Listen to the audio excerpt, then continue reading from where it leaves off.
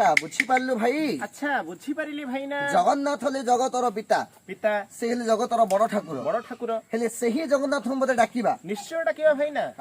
ସେ କୋଉ ଯୁଗରେ ହଁ, ହଁ। କୋଉ ରୂପ ଧାରଣ କରି କଣ ସବୁ କୀର୍ତ୍ତି କରିଛନ୍ତି ମୁଁ ଦୁଇ ପଦ କହୁଛି ଆଚ୍ଛା ଶୁଣ କେମିତି କହିଲ ଭାଇନା ଆହି ଜୟ ଲକ୍ଷ୍ମୀ ନାରାୟଣ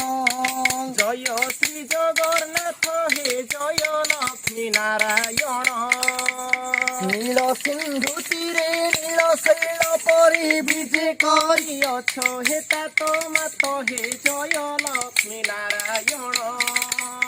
ଆହୁରି କଣ କହିଲେ କଣ କହିଲେ ଭାଇନା ସତ୍ୟ ଯୁଗେ ହରି ବାମନ ରୂପରେ ବଳିକି କରାଳେ କରିଲ ରାଜା ପ୍ରଭୁ ବଳିକୁ ପାତାଳେ କରିଲ ରାଜା ଦୟାରେ ରାମ ରୂପେ ଜନ୍ମ ହୋଇ ଦୁଷ୍ଟ ରାବଣର ଭାଙ୍ଗିଲ ମଜା ହେ ଜୟ ଲକ୍ଷ୍ମୀ ନାରାୟଣ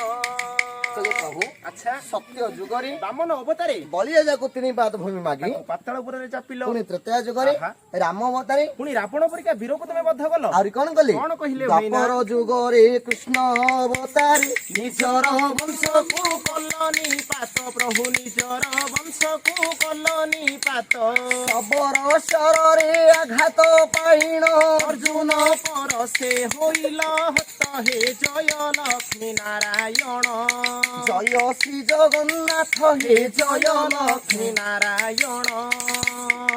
ସତ୍ୟ ଯୁଗ ଗଲା ହଁ ଭାଇନା ତ୍ରେତୟା ଯୁଗ ଗଲା ଦ୍ୱାପର ଯୁଗ ମଧ୍ୟ ଗଲା ଭାଇନା ଆସିଲା କଳି ଯୁଗ ହେଲେ କଳି ଯୁଗରେ ଭଗବାନ କଣ କଲେ ଭାଇନା କଳି ଯୁଗେ ନୀଳ ମାଧବ ରୂପରେ ବିଶ୍ୱାବସୁଠାରୁ ପୂଜିତ ହେଲ ପ୍ରଭୁ ବିଶ୍ୱାବସୁଠାରୁ ପୂଜିତ ହେଲ ଭକ୍ତ ଶେଖର ଇନ୍ଦ୍ରଦୁମ୍ନ ରାଜା ଭକ୍ତ ଚିନ୍ତାମଣି ସାହା ହୋଇଲ ହେ ଜୟ ଲକ୍ଷ୍ମୀ ନାରାୟଣ ଆଉ କଣ କଲେ କଣ କହିଲେ ଭାଇନା ଦାରୁ ବ୍ରହ୍ମ ରୂପେ ପ୍ରବେଶ ହୋଇଲ ନୀଳ ସିନ୍ଧୁ ତଟ ବାଙ୍କି ମୁହାଣ ପ୍ରଭୁ ନୀଳ ସିନ୍ଧୁ ତଟ ବାଙ୍କି ମୁହାଣ ନିଜ ପାଇଁ ନିଜେ ବିନ୍ଧାଣୀ ହୋଇଲ ନିଜର ମୂର୍ତ୍ତିକୁ କଲ ନିର୍ମାଣ ହେ ଜୟ ଲକ୍ଷ୍ମୀ ନାରାୟଣ